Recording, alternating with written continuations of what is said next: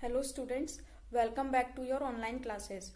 Children, in today's class, I am going to tell you how to write formal and informal letter.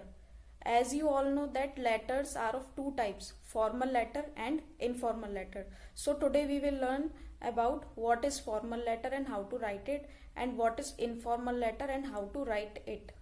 So let's start with formal letter. Formal letter is the letter written to government officials, businessmen and editors of newspapers.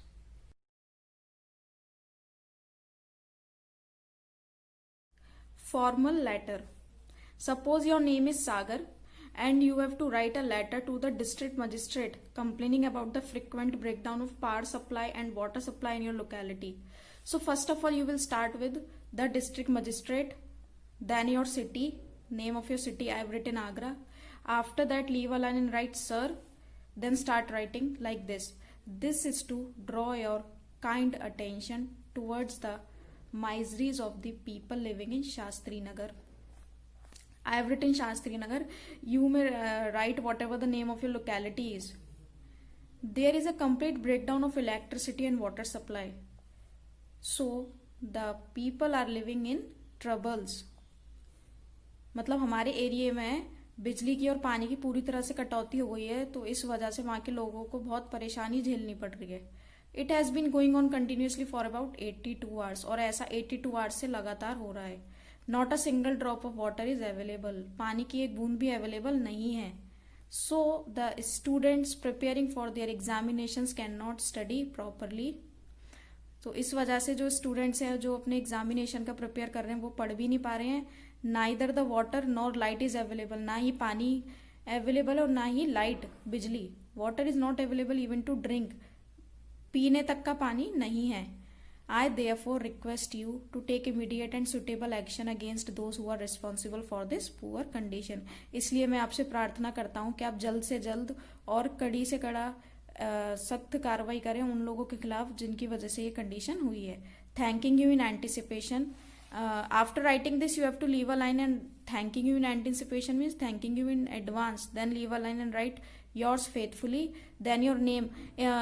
In this letter you are writing as a Sagar, so you will write Sagar, then your address, then date.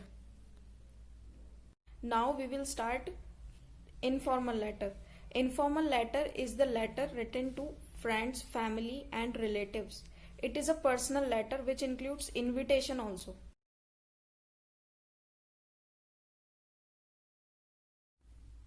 Informal letter.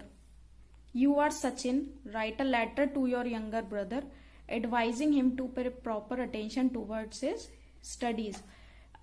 Suppose you are writing this letter as a Sachin. आप मान लीजिए आप सचिन बन के letter लिख रहे हैं. आपको अपने छोटे भाई को ये लेटर लिखना है और उसको क्या एडवाइस करना है कि वो अपनी पढ़ाई के प्रति अच्छे से मतलब अपनी पढ़ाई करे.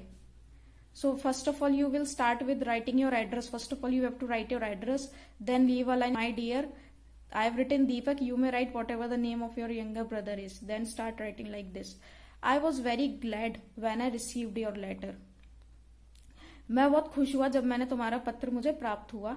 I have a suggestion for you. Improve your handwriting. मेरे पास तुम्हारे लिए एक सजेशन है कि तुम अपनी हैंडराइटिंग सुधारो. I have come to know that you are not doing well with your studies. मुझे पता चला कि तुम अपनी पढ़ाई अच्छे से नहीं कर रहे हो.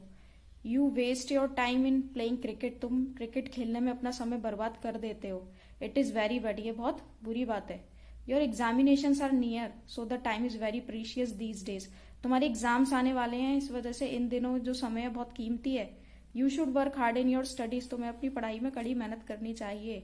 You know hard work is the key to success. तुम्हें पता है कि कड़ी मेहनत से ही सफलता प्राप्त होती है. कड़ी मेहनत ही सफलता की चाबी है. So work hard so that you may get through with good marks. तो इसीलिए कड़ी मेहनत करो ताकि तुम्हारे अच्छे नंबर से पास हो. Then ending letter like this, then you have to leave a line and write don't be displeased. मतलब इस बात से बुरा मत लगाना. Follow my advice so that the family may be proud of you. मेरी सलाह को मानो ताकि हमारे परिवार को तुम पे गर्व हो. With love and best wishes, your loving brother Sachin.